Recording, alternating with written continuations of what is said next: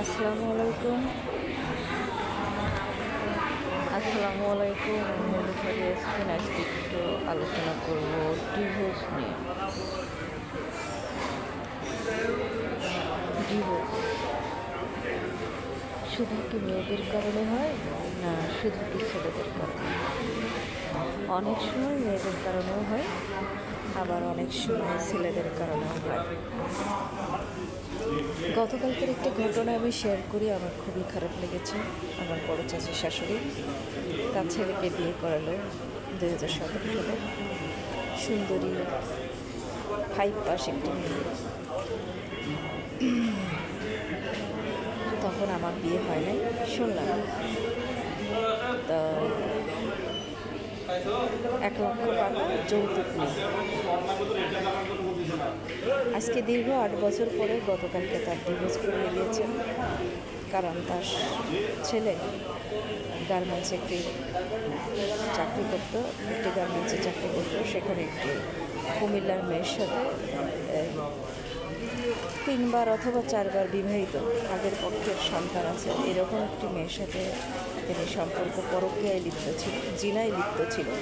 সেই জিনায় লিপ্ত হয়ে মানে আর বের হতে না পেরে সে গোপনে বিয়ে করে রাখছে। শুরু হলো তার প্রথম বড় অত্যাচার, নির্যাতন, শারীরিক এবং মানসিক। ওই কুমিল্লার মেয়ে কথা শুনে দফায় দফায় টর্চার, বাপের বাড়ি পাঠিয়ে দেওয়া। এবং তার 2টি মেয়ে আছে, একটা মেয়ে 6 বছর, একটা মেয়ে 3 বছর। বারবার সালিশ করেও মেয়েটা থাকতে চেয়েছিল, কারণ তার যেহেতু 2টা মেয়ে আছে, ভবিষ্যতে বিয়ে দেওয়া লাগবে, বাপের দরকার আছে। থাকতে না পেরে সালিশের মাধ্যমে তাকে চিঠি পাঠায়। এখন গতকাল যখন তার দেড়মোহর বুঝে নিল বা উপোস বুঝে নিল, তখন এই পুরুষটার কাছে এই মেয়েটি হয়ে গেল সবচেয়ে যখন আহা পুরুষ, কত সুন্দর তুমি, পরকীয়া করলে তুমি আগে, বিবাহ করলে তুমি আগে, সংসার ভাঙলে তুমি আগে, অথচ মেয়েটা যখন দেড়মোহর বুঝে নিল তখন তুমি একেবারে মেয়েটাকে কুলাঙ্গার, খারাপ, চরিত্রহীন বলে তাকে আখ্যায়ী দেবে। তো যারা পরকীয়ায় লিপ্ত আছেন তারা খুব ভালো কিছু পাওয়ার আশা করবেন না। আসলে প্রথম স্ত্রীকে ঠকায় খুব ভালো কিছু পাওয়া যায় না। ওই যে বিয়ে করতে পেরেছে, বিয়ে তো ব্যাপার না, বিয়ে যখন তখন করা যায়। সে ছেলেও করতে পারে, মেয়েও করতে পারে, যে কোনো সময় একজন পুরুষ বিয়ে করতে পারে, একজন নারীও বিয়ে করতে পারে। বিয়ে করাটা কোনো বাহাদুরি না। পেল কি 4বার বিবাহিত, আগের পক্ষের ছেলে আছে অথবা মেয়ে আছে, এরকম একটি নোংরা মহিলা যে কাবিন ব্যবসা করে, যার বিয়ে পুরুষ, যার কাছে ভাত মাছ। এই মেয়েটাকে সে ফোর্স করে ডিভোর্স করালো এবং ভবিষ্যতে এই ছেলেটার সাথে যে 4টা বিয়ে করতে পারে, সে ভবিষ্যতে এর কাছে থাকবে, তার কোনো মানে আছে? এই ছেলেটা হলো বোকা, নাদান এবং গাধা, এর মাথায় কোনো বুদ্ধি নেই।